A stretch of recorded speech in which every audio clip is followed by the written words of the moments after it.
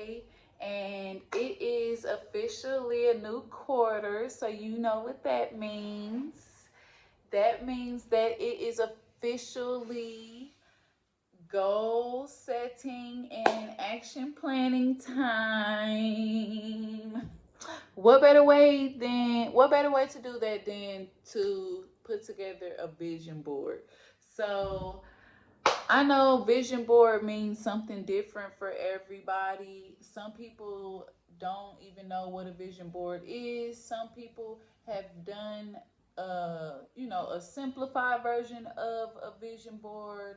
And I just wanted to come on and give you guys some tips on how to create a vision board and show you guys my vision board and just kind of motivate you guys to get started, take advantage of the beginning of this quarter to set your goals and come up with an action plan on how to execute those goals, because of course we know goals without actions are just dreams. It's just like prayer, you guys.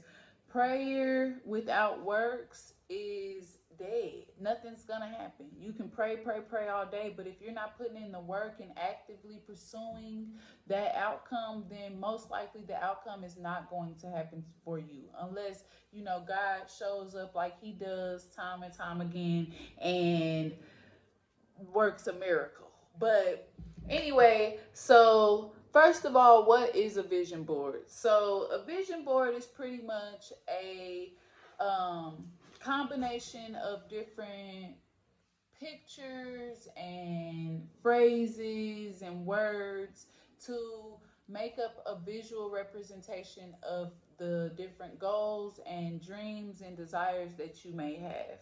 So the traditional way people do this is, they get their whiteboard, they get a bunch of magazines and crayons and color pencils and all of that stuff, and they cut it out and they, post it on the board, and then they hang it up somewhere. And usually they do it for like the entire year.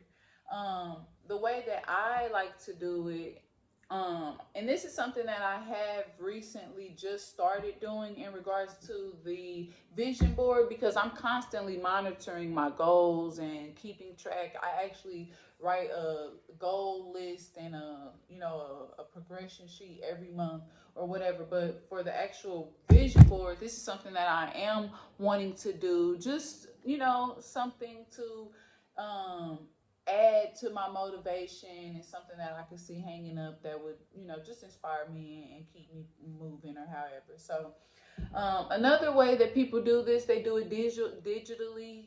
They just kind of post it on Microsoft Word or something like that. Maybe take a picture of it on their phones. Some people don't actually do vision boards. They journal, or they do like I do and do the weekly or monthly or quarterly list or however the case, and they post it on their wall or their refrigerator or however the case. And so I want to just kind of also give you guys some different tips on how to be sure that you are putting the right stuff onto your vision board, and that whenever you are goal setting and action planning, that you are doing it in a way that is beneficial and actually works, or however the case. So before I actually get into making my vision board or however, I'm just gonna kind of run down the stuff, and then I'm gonna make my vision board and I'm gonna show you guys, and then kind of leave you with that so that you guys can make your own vision boards. And I actually have a digital link for those of you who are interested that I am willing to give to you for free, that has a bunch of different words and pictures and phrases and things like that that you can actually put on your vision board if you don't have the resources to find or get your own printable or magazines or however, so whatever. So yes, first and foremost, I have about maybe 8 tips or however. And the first one would be to set goals that give, the reason for this is for you to set goals that are going to give your life direction. Instead of being out here kind of like, oh, I'm just going with the flow and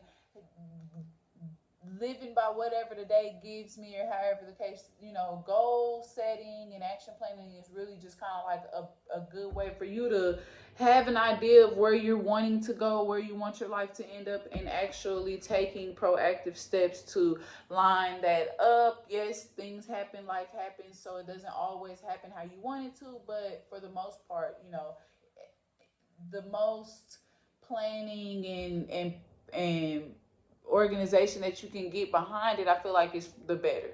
So secondly, you want to make sure that you are SMART goaling.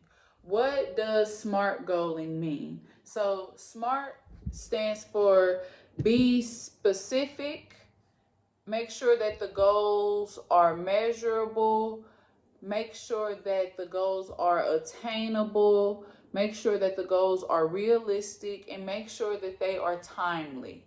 So I'll give you a quick rundown of what that kind of means. So specific means, make sure that your goal isn't vague and just kind of like, oh, that could mean a lot of things. For example, I want to get better with my typing.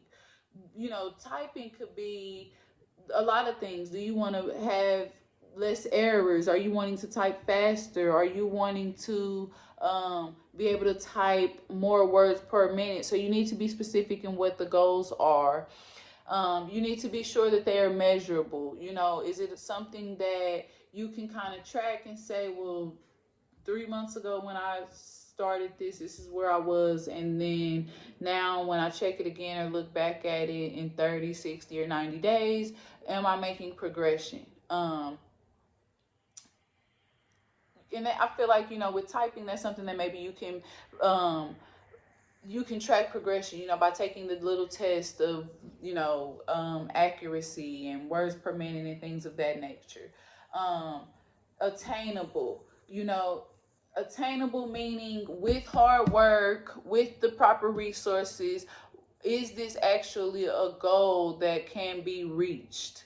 And that's not to be negative or knock anybody's goals or dreams or aspirations or anything like that, but it is more so of being honest with yourself, being sure that the goals that you're setting for yourself are not goals that are just so far out there that you're not going to reach them, and you want to actually make goals that you can reach, and you're going to feel good reaching. You're going to actually have the time, the energy, and things like that to actually do it.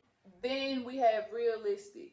Realistic is, to me, it kind of fits in with attainable. Is it something that's realistic? Is it something that's in your level of, in your skill level? Is it something that you are able to do physically, mentally, emotionally, whatever the case, like make sure that the goal is realistic. Like, for example, a goal of losing 30 pounds or 50 pounds in 2 weeks is a little unrealistic, only because I guess it could be attainable if you really, really, really, really, really went hard on it, but it's kind of like, I doubt that you could without making yourself sick or putting yourself in a situation that you shouldn't be in, or however, trying to drop that much weight in such a short amount of time or whatever, right?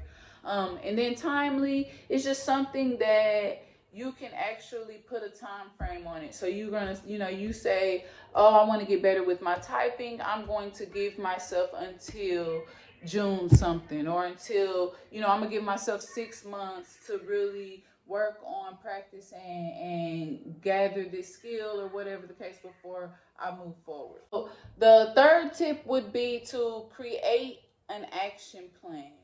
Again, a goal without action is just a dream. So an action plan would be something along the lines of, I want to get, I want to get faster with my typing. right now I type at 60 words per minute. I would like to type 80 words per minute. And to do that, I am going to practice, um, you know, a paragraph every night. And with practice, I should get better, and I will monitor and track my progress weekly, and so forth. So it's kind of coming up with an action plan. Like, what are the steps that you're going to take to actually make sure that this goal gets accomplished, right? And then we have four, which is break your goals down into smaller steps. So that won't apply to all the goals, but I mean, I feel like it's the goal that maybe has, um, goals that have a lot of different steps to make it accomplishable or however, then that's when you need to break the goals down into smaller steps because, you know, um, trying to lose 50 pounds in 2 weeks is just a little unrealistic. And I feel like the first steps to maybe accomplishing that goal would be, eating smaller meal sizes or drinking more water, trying to be active 30 minutes a day. Like, I feel like those are the breaking the goals down into smaller steps or however, in order to reach that big of a goal or however. And then, uh, fifth, you want to make sure that you give yourself a timeline. And really, all of these tips or tricks or whatever are really just a part of the SMART goaling that I mentioned earlier that fall under those five, um, letters for SMART. It really is self-explanatory. It kind of just like goes all together. Um, and then you have six, which is to develop a support system. So I know that I have used, and I will use the term self-made a lot. Because for me, it doesn't necessarily mean that I got here all by myself or whatever. And if that's your mindset or your way of thinking that you can't ask people for help, you don't want to bring in people or whatever, then I feel like that's the first step to not getting to your goals as fast as you could, because I feel, anything that's successful or anybody that's successful, it has different people and things that are taking place or putting in some kind of effort or their input or their skill set in order to make this happen or for this to, be as grand as it is or whatever the case. So I feel like if you are really wanting to be successful in in reaching these goals, you make sure that you get you a support system, people around you that are going to hold you accountable, people that are going to be positive, speak life and motivation into you, people that are willing to help you in accomplishing these goals with babysitting or somebody willing to invest in you or your cause or your business or whatever the case, right? And then we have seven, which is to track your progress, change what didn't work. So when you're setting goals for yourself, and as we track and we monitor these, some of them we might feel like, oh my god, it's been 2 quarters and I haven't gotten this goal started, I haven't gotten it halfway accomplished or whatever the case. And I don't think that you should change the goal completely. You should just say, oh, that's no longer a goal, it's too hard or unattainable. I think that you need to look at it and maybe see if you you know, didn't take one of the steps that needed to be taken in regards to, you know, breaking it down into smaller steps, or creating a actual action plan in order to make sure that that goal got accomplished, or however.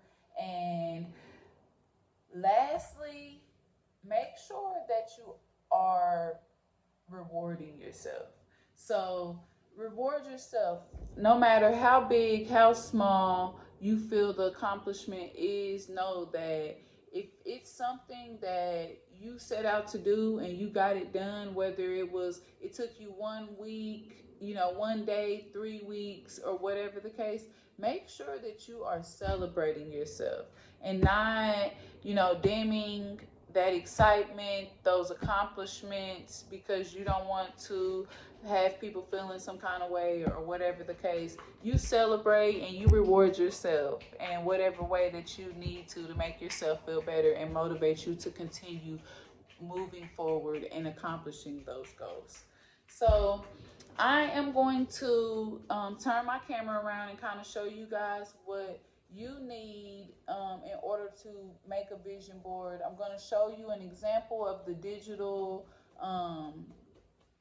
print off that you guys can inbox me or comment in the comment section your email, and I'll send that over to you, or however. And then I'll show you the finished result of my vision board.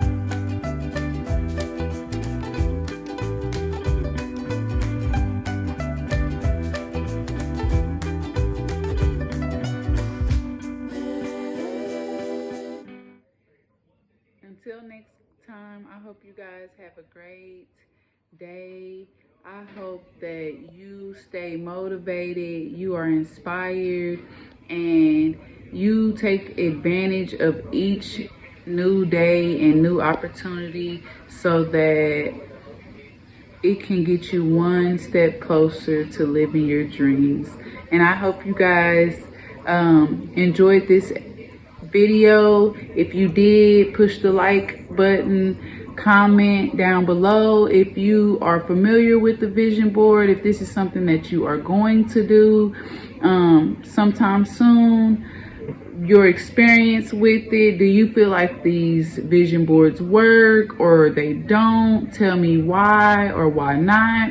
And I hope to see you guys in the next video. Don't forget to push that notification bell so that you are in the know whenever we post videos. See you later.